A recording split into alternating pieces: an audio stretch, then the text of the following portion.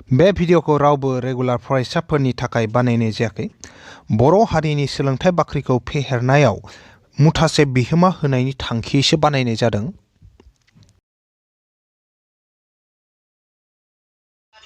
गोदान मोनसे थाखोसिम गासैखौ बरायबाय आरो दिनैनि थाखोखौ जागायनो आखायाव लाबाय। दिनै जोङो सोंनाय बिदां 3.4 बेनिनो 1 नाम्बारनि रमान नाम्बार 5 निफ्राय जागायलांगोन। थांनाय थाखोआव जोङो 3.4 नि 1 नाम्बारनि 4 नाम्बारसिम बानायदोंमोन। जुदि नैबे सोंनाय बिदां 3 नाम्बार लेसन थामहिनबा नैबे मोनसे सोलायस्लु बा हांखोआरि समानथायनि जि हांखोआरि समानथाय जरा मोननै सोलायस्लुआव थानाय हांखोआरि समानथाय जराफोर बेनि सायाव थानाय जायखिजाया थाखोनि भिडिअखौ जुदि सिगां नायाखैमोनब्ला जुदि आरो बेफोर थाखोखौ नायनोब्लाथाय अब्ला जों मोनफ्रोमबो थाखोनि भिडिअनि लिंकखौ आं नैबे भिडिअनि डेस्क्रिप्शनाव होना दोनखादों। डेस्क्रिप्शनाव थांनानै बेखौ गोसो बायदि मोनफा मोनफा नायलांनो हागोन आरो दा आं नैबेखौ 1 नि रमान नाम्बार 5 निफ्राय जागायगोन। दा इयाव सोंथिया रमान नाम्बार 1 नाम्बार सोंथिया होनदोंमोन गाहायनि हांखोआरि समानथाय जराखौ खोमोनाय आरो फरस्लायनाय आदबजों मावफुं होनना बुंदों। दा आङो रमान नाम्बार 5 निफ्राय बानायगोन। आं बेयाव मोनसे खोथा बुंखानो सानदों जे रमान नाम्बार 5 निफ्राय रमान नाम्बार 5, रमान नाम्बार 6, रमान नाम्बार 7 बेखौ जोंना बिजाबाव एबारसो माने 2020 आवसो गोदानै माने होदेरदो आरो रमान नाम्बार 5, 6 आरो 7 खौ। ओमफ्राय बेयाव दा गोदान प्रिन्टिं बियो दा बेयाव नुनो मोनदों जे गोबां सोंथिफोरानो ओरैबायदि प्रिन्टिं मिस्टेक जानानै दङ। ओमफ्राय बेयाव खायसे ओरैबायदिबो दङ जे सोंथिफोरा अबावबा प्लास जानांगौ माइनास जानानै दं, अबावबा प्लास जानांगौ माइनास जानानै दङ। बेनि उनाव जों बेफोरनि फिननायखौ मावफुंनो थाङोब्लाथाय मा जायो जे फिन बिदाङाव जिथु फिननाय होनाय दङ बेजों मिलायहैयाबो जायो खायसेफोरा, मानो होनबाथाय सोंथियानो खायसेफोरा प्रिन्टिंआव मिस्टेक जाखानानै दं आरो बेनिखायनो आं बेयाव बुंखाना दोनबाय जे 5, 6 आरो 7 आं बेखौ ओरैबायदि मावफुंगोन जे सोंथिया जेरै मावफुंनो थिनदो बेफोरबायदियैनो आं मावफुंलांगोन। बेयाव जुदि फिननाय बिदाङाव निफ्राय गुबुन जुदि एन्सारा जाहैदोंब्लाबो आं बेखौ आरो बेयाव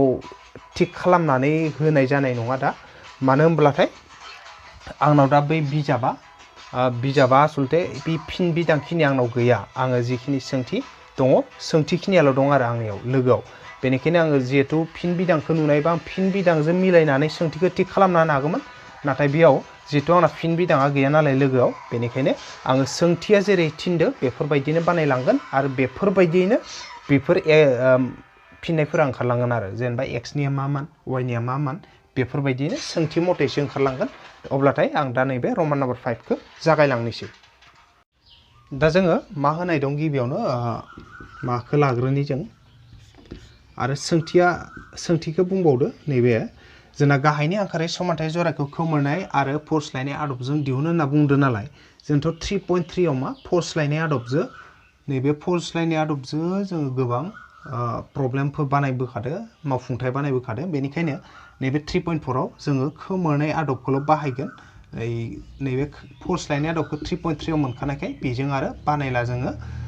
बेनिखायनो सोंथिया जोंना जाहैबाय गाहायनि हांखोआरि समानथाय जराखौ खोमोरनाय आदबजों मावफुं बिदि जाहैबाय आरो। अब्लाथाय दा जोंखौ खोमोरनाय आदबजों मावफुंनोबाथाय मा होनाय दं बेखौ गिबियावनो लिरना लाबाय। होनाय दं जोंनो मा होदो 3y/2 3y/2 minus 5x/3 equals two -2 बेखौ से नाम्बार खालामना दोन आरो मोनसेया मा दं y/3 प्लास मा दं x/3 इज इक्वल्स टु 13/16 दं बेखौ 2 नाम्बार खालामना दोन। खेबसे नायफिनदो जों 3y/2 माइनास 5x/3 इकुवेल दं -2 दं, ओमफ्राय y/3 प्लास x/3 इकुवेल 13/16 दं बेखौ लिरना 2 नाम्बार खालामबाय। अब्ला जोंना खोमोरनाय आदब नालाय खोमोरनाय आदबाव माबायदिमोन जे x नङाबा y नि थादेरखौ जोङो मा खालामो समान खालामना लायो। समान खालामना लानानै दाजाब दानख' बानायना बिसोरखौ गैया खालामनानै अबेबा मोनसेनि x नङाबा y नि मानखौ जों दिहुनग्रोयो आरो। अब्ला बेयाव नायबाय जों नैबे y नि थादेरा मा दं 3/2 दं, y नि थादेरा मा दं गाहायाव 3ल' दं आरो। थिग बिदिनो नैबेयाव 5x नि थादेरा मा दं 5/3 दं आरो नैयाव दङ x नि थादेर हिसाबै गोजौआव जेबो गैया माने 1/3 जाना दं आरो अब्ला अबे मोनसेखौ सहसावनो जोङो समान खालामनो हागोन नैयाव 3/2 दं इयाव 1/3 दं 3/2 खौ 1/3 सिम लाबोनाया जोंहा सहस नङा बेनिखायनो जोङो 3/2 नैबे y नि थादेरखौ मिलायनो जोङो नाजालिया अबेखौ नायगोन जों x निखौ नायनि इयाव 5/3 दं इयाव 1/3 दं नाथाय 5/3 आरो इनाव 1/3 बेनिखायनो 1/3 खौ 5/3 खालामनो जोंहा सहस जायो नालाय बेनिखायनो जों मा खालामनि 2 नाम्बार समानथायनिफ्राय नै x नि थादेरखौ जोङो नै 1 नाम्बारनि x नि थादेरजों समान खालामगोन माबोरैहाय जुदि जों 5 सानजाब नायो नै x जो होमबानो मा जागोन 5x/3 जागोन ना एखे जागोन बेनिखायनो जों इयाव 5 सानजाबगोन थामहिनबा 2 नाम्बार समानथायजों जोङो 5 सानजाबगोन अब्लाथाय 5 आ इजोंबो सानजाब जागोन आरो बेनिखायनो जोङो मा खालामसै 5 * 2 नाम्बार समानथाय लाबाय सानजाबबा मा मोनगोन 5 * y 5y divided by 3 plus 5 * x 5x divided by 3 आरो गोजौनिखौ 5 * 13 मा जागोन 5 * 3 15 1 थाबाय केयाव 5 * 1 5 बेसाखौ 6 जाबाय जों खेबसे नायदो 5 * 3 15 1 थाबाय 5 * 1 5 ओमफ्राय 6 गायाव मा दं 16 दं बेखौ 3 नाम्बार खालामबाय एबार जों नायगोन नैबे 1 आरो 3 आव नायनो थांबा नै -5x/3 दं +5x/3 दं बेनिखायनो 1 आरो 3 खौ दाजाबबा आगसिजों आगसि दाजाबगोन आरो आगसि दाजाबबा जोंना इ मोननैया केन्सेल जानानै y नि मान ओंखारलांगोन बेनिखायनो जों मा खालामगोन 1 आरो 3 जो प्लास खालामगोन स 1 + 3 implies मा फैयो आगसिजों आगसि दाजाब नै आगसि 1 नि आगसि आरो 3 नि आगसिखौ दाजाबना हो 1 नि आगसिथिं मा दङ 1 नि आगसि जुदि दाजाबाव ब्रेकेट लायाबाबो खोथा गैया जुदि ब्रेकेट होआबा ब्रेकेट लायाबाबो खोथा गैया आरो ना अब्लाथाय मा जाबाय नैबे 1 नि आगसिथिं मा दं 3y/2 माइनास मा दङ 5x/3 ओमफ्राय दाजाब नालाय नै दाजाबोबाय जिहेतु 1 आरो 3 दाजाबदोथ' गेजेराव बेनिखायनो 1 नि आगसिनिखौ लिरबाय ओमफ्राय दाजाबसिन होबाय 3 नि आगसिनिखौ लिर मा दं इयाव 5y/3 plus 5x/3 आरो जोंहा 1 आरो 3 नि आगदानिखौबो दाजाब मा दं इयाव -2 दं आगदाखै दाजाबगोन प्लास एबा 3 आव मा दं 65/16 एबार जोङो इयाव दाननो हानायखौ दानसै -5x/3 plus 5x/3 बे केन्सेल जाबाय अब्लानिया जोंना मा थालांखो बेखौ जोङो लिरनि एबार आच्छा इयाव आं मोनसे खामानि मावनि नैबे 1 नाम्बार ना बेखौ दाहायनांगोन नालाय जोंनो नै साइडआव लिरना दोननि आङो मा दं 3y/2 -5x/3 equals to -2 दाहायनांगोन जोंनो लास्टआव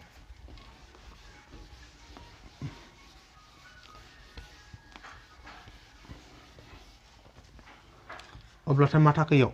3y/2 आरो मा थालांखो 3y/2 नि उनाव नै प्लास 5y/3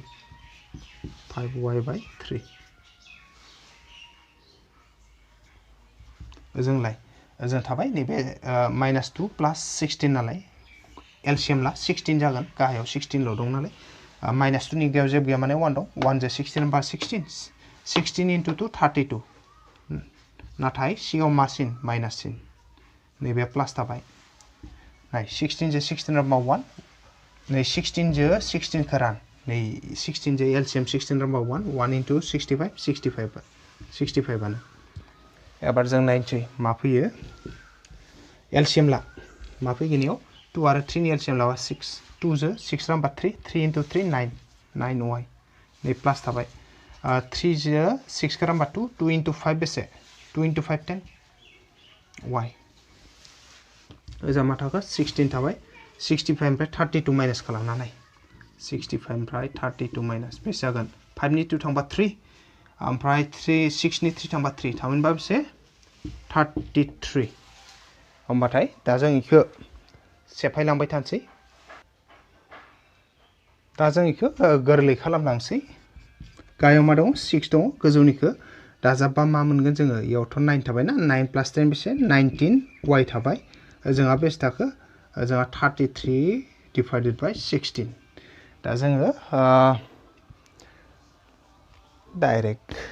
खेंस्ला सानजाबनाबो लानो हायो आरो जुदि आच्छा खेंस्लायै सानजाबबा गेदेरद्राय जाहैगोनथ' नैयो बेखायनो एसे आइडिया खालामनि जों नाय नैयाव जिथु 6 आरो 16 गाहायाव जि दं ओजा बोखावखोन्दो मोनसेल' गेजेराव इकुवेल दं गाहायजों गाहाय राननाय एबा राननांगौ दा 6 खौ जोङो 2 जों रानबा 3 मोनगोन 16 खौ 2 जों रानबा बेसे 8 माने गाहायनिखौ मोननैखौ मा 2 जों रानदो आरो जों एसेसो मोनबाय एबार जों मा खालामनि नैयाव 19y नै 19y खौ लाखिबा मा जागोन এই যে 3 खेंस्ला सानजाबा सोरजो सानजाबगौमोन नियो नै 33 जो ना बेनिखायनो 3 आ नैबे 33 जो सानजाबहैगोन आरो 3 आ नैबे 33 जो सानजाबहैबाय ओमफ्राय गाहायनि 8 आ 8 आनो थाबाय आरो माने खेंस्ला सानजाबबा जोंना ओरैनोबो इजो ओरै सानजाबगोन आरो 3 जो नै 33 सानजाबगोन नालाय 3 जो 33 खौ सानजाबना खोन्थिबाय 8 खौ इयावनो लाखिबाय 19 y खौ गावनि जायगायावनो लाना फैबाय जों ओमफ्राय उनाव इयाव जोङो जेब्ला y खौ लाखिनो हागोन ना y खौ लाखिनो हाबाथाय एबार मा जाबाय y एबार सोरजो y खौ लाखिनो हाबा y जो सानजाबना थानाय नैबे 19 आ सोरजो सानजाबगोन इयो खनाजों खना नैबे 8 जो सानजाबगोन आरो अब्लाथाय मा जागोन जोंहा माना ओरैनोबोथ' दाननानै जेबो मा गैखाया कन्डिशन गैया नालाय 3 into 3 बेसे 9 आरो 3 into 3 9 ओमफ्राय 8 जो नैबे 19 जो सानजाबना लाबानो जाबाय बेसे जागोन 8 नैयाव कन्टिनिउ होदों 19 into 8 आरो ना बेसे 72 7 थाबाय ना आखायाव 8 नालाय बेसे 15 152 दा बेखौथ' जोङो दाननो हानायथ' जेबो राहा गैला ना अब्लाथाय जोंना y नि माना 99/152 जाहैबाय आरो अब्लाथाय जोङो y नि मान मोनबाय नेक्स्ट जोङो सेयाव फज'नानै x नि मानखौ दिहुनना होनि दानिया जोङो नैबे y नि मानखौ नैबे से नाम्बार समानथायाव फज'नि दानिया ओरैना 1 implies 1 आव मा दं जोंना 3y/2 minus 5x/3 is equals to -2 अब्लाथाय जों याव फज'ना होनसै y नि माना जाबाय बेसे 99/152 बेखौ 3 into 99/152 नैबे y नि जायगायाव होबाय जों y नि माना मा y नि नै 3 आ 3 थाबायना सानजाबोबाय गेजेराव y नि माना बेसे 99/152 नैबेखौ फज'ना होदो गाहायाव मा दं 2 दं 2 आ 2 इन थाबाय दे एबार इयाव माइनास थाबाय नैबे मा थाखो 5x/3 थाबाय ओजा -2 आ थाबाय एबार जों इखौ थिक खालामलायनि आरो नैबेयाव 3 जोथ' 152 थ' राननो हाखाया नालाय अब्लाथाय जोंना ओरै जाहैबाय इयो नैबे सानजाबबाथाय 3 आ गोजौ 99 आ गोजौ नालाय गोजौजों गोजौ सानजाब 3 into 99 बेसे जागोन 3 into 9 27 2 थाबाय इयाव 3 into 9 बेसे 27 28 29 एबार नैयाव 152 आ थाबाय ओमफ्राय नैबे गाहायनि 2 आ थाबाय माइनास थाबाय 5x थाबाय डिवाइडेड बाय 3 -2 थालायबाय दा इयाव जोङो ओरै खालामनो हागौ 297 गोजौआव जे 297 दं 297 खौ 297 गोजौआव लाखिबाय 297 गोजौआव थाबाय 152 आ सोरजो फैगोन इयो नै 2 जो सानजाब फैगोन 152 into 2 जागोन आरो बेयो 152 आ 2 जो सानजाब फैगोन माइनास थाबाय 5x थाबाय डिवाइडेड बाय 3 थाबाय -2 थाबाय एबार जों इखौ नायलायगोन आरो मा फैयो इखौ सानजाबनानै नायगोन जोङो नै मोननैखौ सानजाबना बेसे मोनो 2 into 2 4 2 into 5 10 2 into 2 4 2 into 5 10 1 थाबाय इयाव 2 into 1 2 3 जाबाय 297 आ थाबाय जोंहा थाबाय -5x/3 थाबाय आरो ओजोंनि -2 आ थाबाय आरो एबार मा खालामगोन जोङो x नि मान दिहुनगोन नालाय x खौ प्लास खालामनाबो लाखानो हायो खोथा गैया ओरैबायदि प्लास खालामना लाखिनोबा नैबे x नि सिगाङाव माइनास दं नालाय ना इखौ आगदाखौ हरबा मा जागोन इयो प्लास जागोन आरो नै -2 आगसिखौ फैबा मा जागोन प्लास जाफैगोन इदिबो खालामनो हायो माने नैबे 297/304 खौ जों लाबाय 297/304 खौ लाबाय -2 आइखौ फैबा +2 जाबाय जोंहा मा थागोन -5x/3 आ आगदाखै थांबा प्लास 5x/3 जाहैबाय आरो दा एबार आरोबाव जों ओजानखौ एलसिएम लानांबाय 304 जागोन एलसिएम लाबा एबार 304 जो 304 रानबा बेसे 1 1 * 297 297 आनो नैबे प्लास थाबाय 2 नि गेजेराव जेबो गैया माने 1 दं 1 जो 304 रानबा 304 304 जो 2 सानजाबा 2 * 4 8 2 * 0 0 2 * 3 6 जा जाबाय 5x/3 नायनि जों बेसे मोनो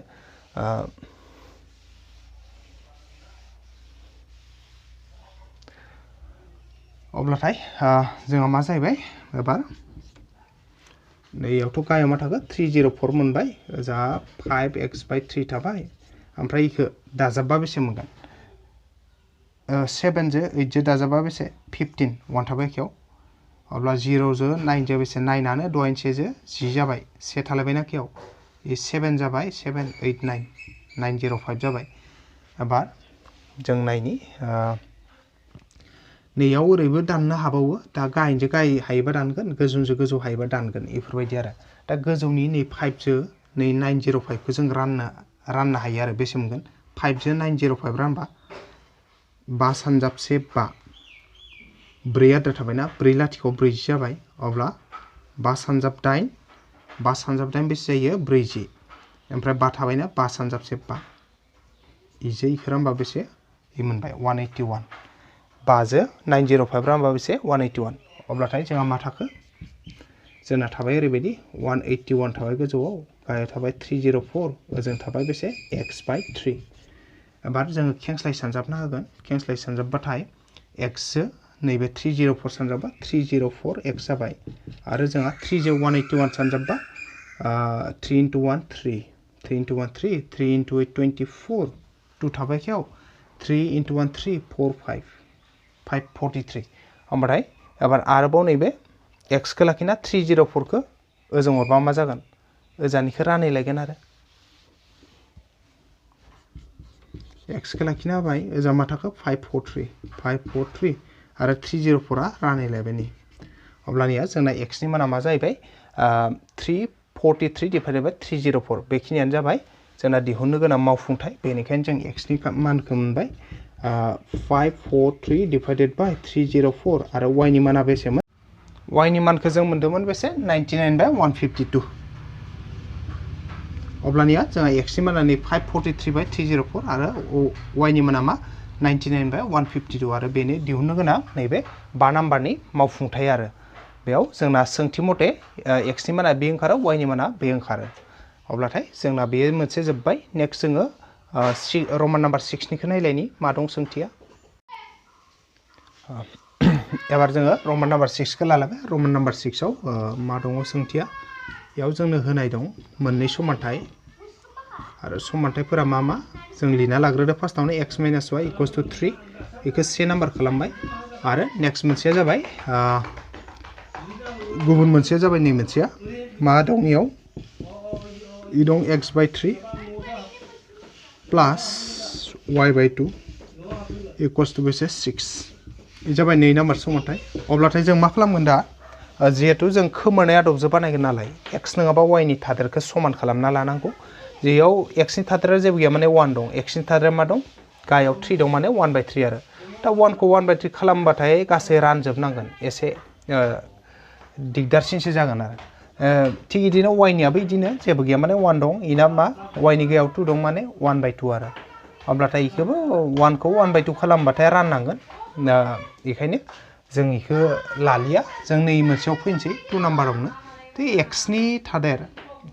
इयो जाबाय 1/3 नालाय इखौ जुदि जों 1 खालामनोब्ला नै x नि थादेरा 1 नालाय 3 सानजाबना होबानो 3 केन्सेल थांनानै x नि थादेरा 1 जागोन थिग इदिनो y नि थादेरखौ मिलायनोबा इनि थादेर जेबो गैया माने 1 नै इखौ 1/2 खौ जों 1 खालामबा 2 मोनसे सानजाबबानो 2 गोजौ गाय दानजानानै y नि थादेरा 1 जाफिनगोन आरो बेनिखायनो जों मा खालामसै जिहेतु y नि जोङो x निखौ दिहुनोबा y निखौ मिलायनांगोन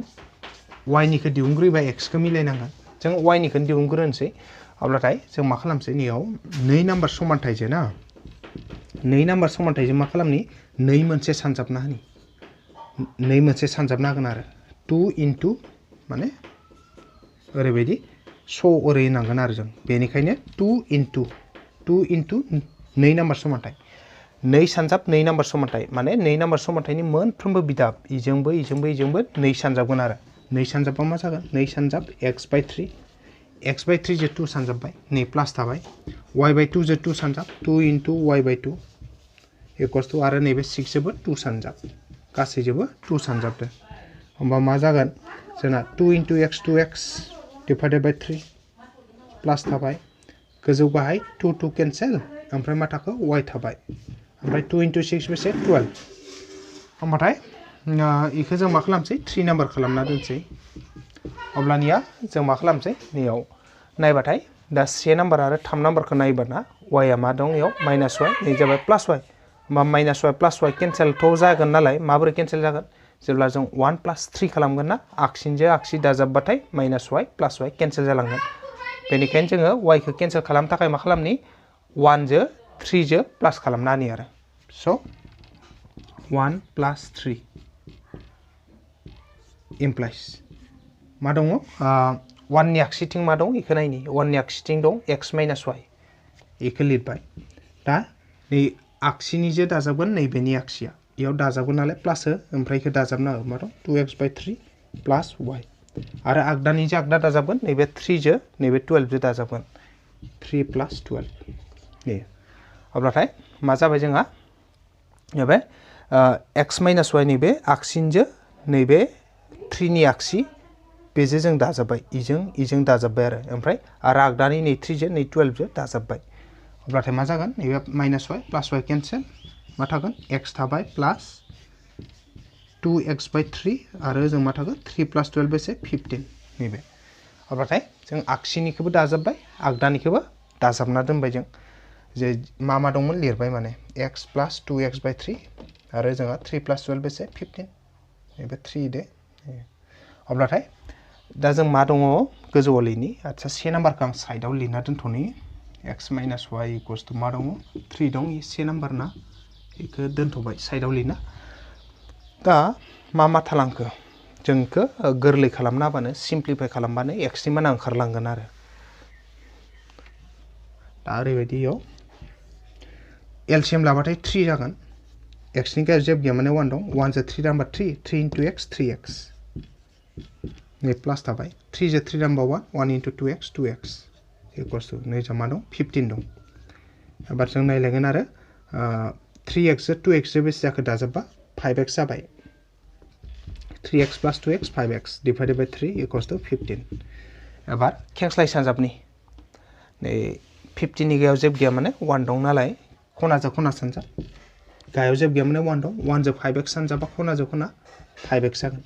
आरो 3 into 15 खौनो दोनथ'नांगौ जायो दाननो मोजां जायो जोंहा x खौ लाखिनाबा मा जागोन x जो थानाय 5 आ नै ओजा आगदाखै थानायखौ रानहैगोन आगदाखै मा दंमोन 3 into 15 दंमोन अब्लाथाय गाहायनि 5 जो गोजौनि 15 रानबा बेसे 3 अब्ला x नि माना बेसे जागोन याव जोंहा x थाबाय 3 into 3 बेसे जागोन 9 जाबाय अब्लाथाय जोंना x नि माना 3 जाबाय आरो दानिया जों मा खालामसै x नि नैबे मानखौ नै 1 नाम्बार समानथायाव फज'ना होनि जायखौ आं साइडआव लिरना दोनखादो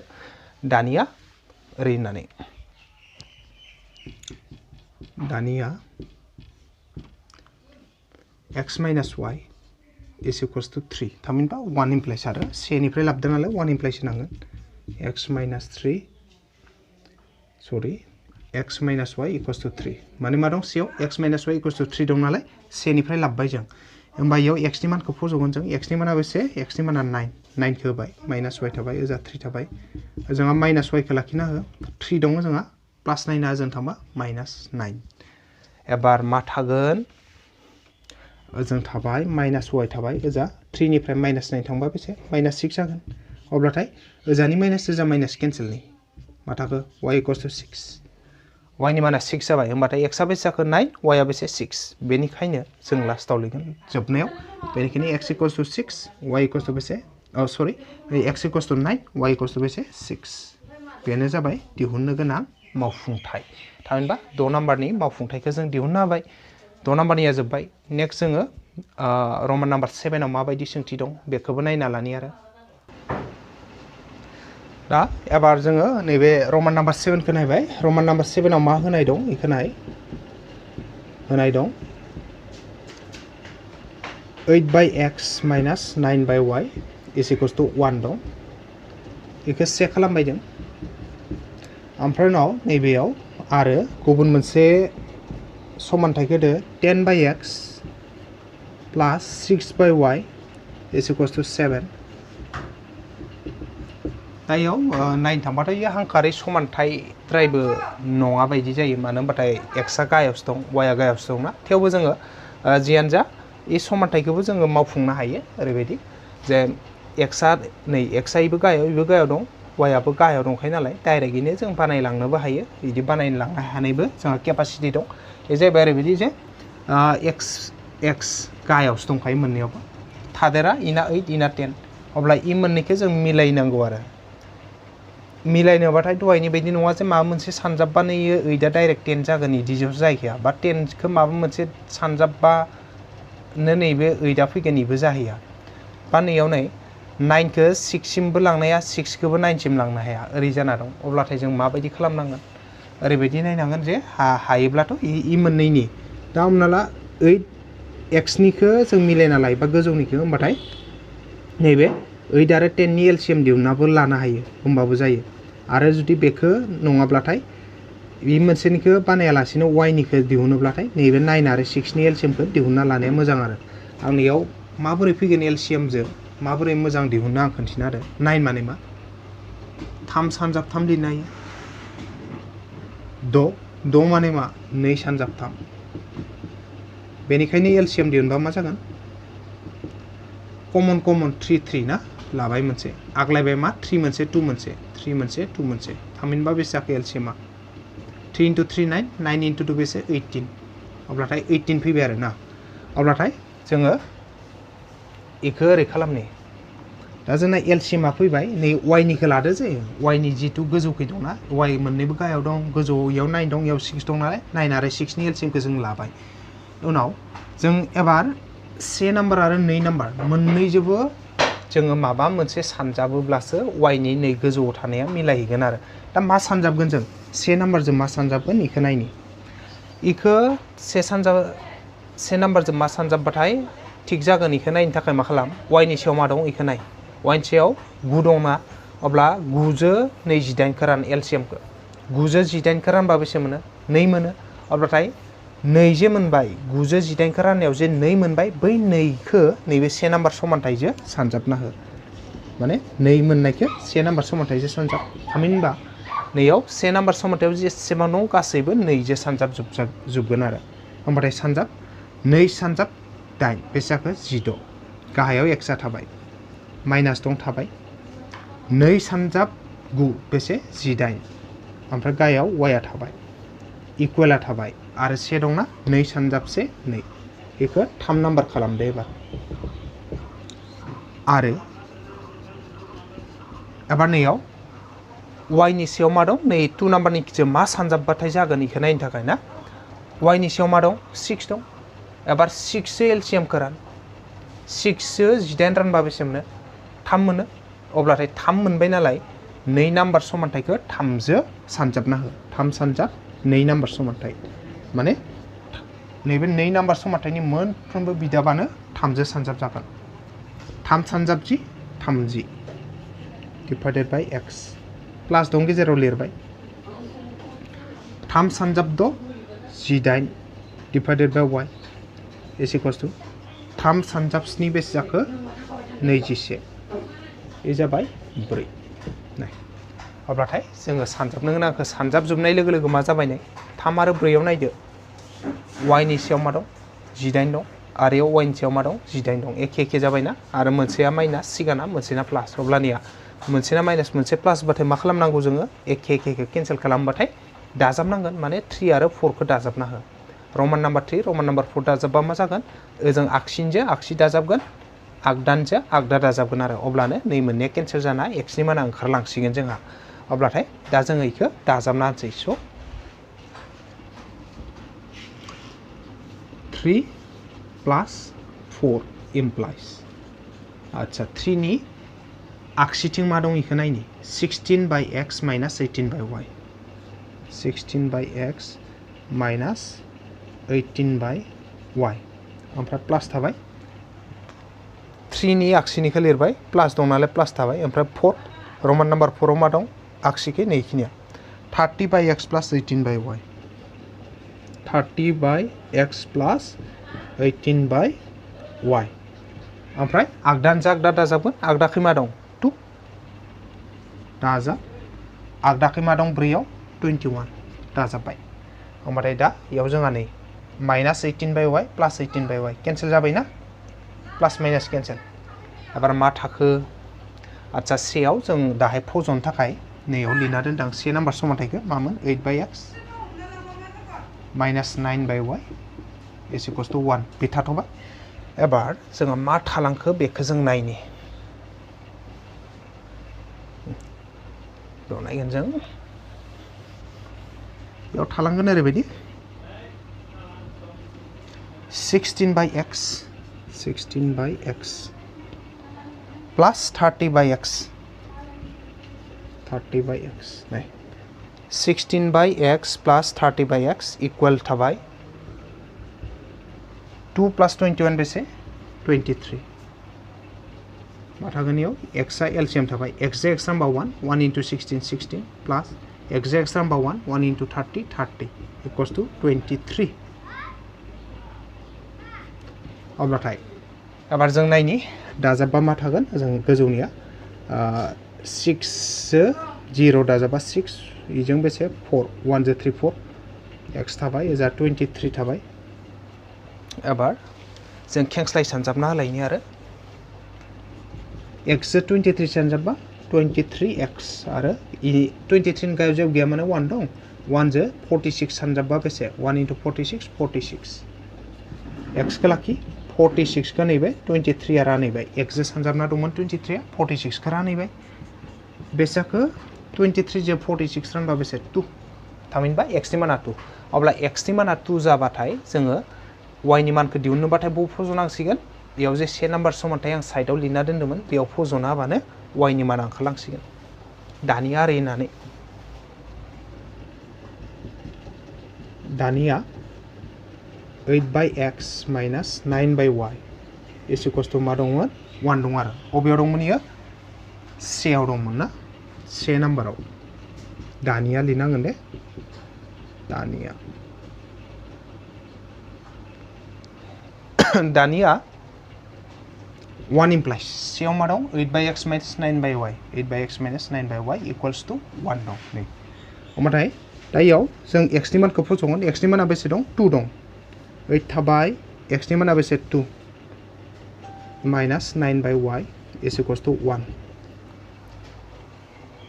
8 थाबाय x नि माना 2 minus थाबाय 9 थाबाय y थाबाय नाय 2 जो 8 खौ रानबा बेसे 4 4 minus 9 by y equals to 1 minus 9 by y minus 9 by y खौ लाखिना होबाय ओमफ्राय उनाव 4 आ जों थांबा मा जागोन ओजाथ' 1 दंखायोनो प्लास 4 आ जों थांबा माइनास 4 जागोन आरो होमबाथाय मा थाखोयाव माइनास 9 by y थाबाय 1 निफ्राय माइनास 4 थांबा बेसे माइनास 3 जुदि नै माइनास गैयाव होनायखौ कनफ्यूज नांदोंबा नांगौ जायो आं नैयावनो होना खोन्थिदो 9 by y नि सिगाङाव माइनास दं नालाय ना नैयाव माइनासखौ होना खोन्थिदो आङो आरो माइनास 9 by y माने मा माइनासआ नै 9 जो लिड जायो गोजौआव बिदि आरो अब्लाथाय जोंहा मा थागोन आरो जुदि नै गोजौआव लिराबाथाय नैनि बोखाव खोन्दोनि सिदायानो लिरोबा इखौनो लिरफिन जेबो खोथा गैया अब्लाबो जों मा खालामनो हायो नाय ओजोंहा माबा मोनसे बिदाब दं माइनास दं सिगाङाव माबा मोनसे बिदाब दं माइनास दं सिगाङाव अब्ला ओजानि माइनास केन्सेल जाबाय आरो होमबाथाय मा थालांखो अब्ला जोंहा थाहैबाय आं ससेखौ नैयावनो बानायनो हादो 9 by y is equals to 3 दं खेंस्ला सानजाब y into 3 3y 3 नि गायाव जेबो गैया माने 1 दं 1 into 9 9 एबार y खौ लाखि ओजानि 9 खौ नै y जो सानजाबना थानाय 3 आ रानैगोन अब्ला 3 जो 9 खौ रानबा बेसे 3 मोनो आरो अब्ला y आ बेसे जागोन y आ जाबाय 3 बेनिखायनो x नि मानबो मोनबाय y नि मानबो मोनबाय जों x नि मानखौ मा मोनदोंमोन जोङो आं नैयाव लिरना लास्ट जोबनायखौ बेनिखायनो x इक्वल्स टु x आ बेसेमोन x आ 2 ओंखारदोंमोन ओमफ्राय y खौ बेसे मोनबाय जों y खौ 3 मोनबाय आरो होमबाथाय बेनो जाबाय दिहुननो गोनां मावफुंथाय आरो जे x नि माना 2 y नि माना 3 होमबाथाय जोंहा नैबे रमान नाम्बार 7 निबो मावफुंथाया ओंखारलांबाय अब्लानिया जोंना नैबे 1 नाम्बारनिया मोनफ्रोमबो मावफुंजाबाय नालाय 1 नाम्बारनिया गैलिया नेक्स्ट थाखोआव जोङो आरो 2 नाम्बारनिफ्राय बानायलायगोन दिनैनि थाखाय आं गासैखौबो साबायखर बावना दिनैनि थाखोखौ बेखिनियावनो फोजोबथ'बाय गोजोन्थों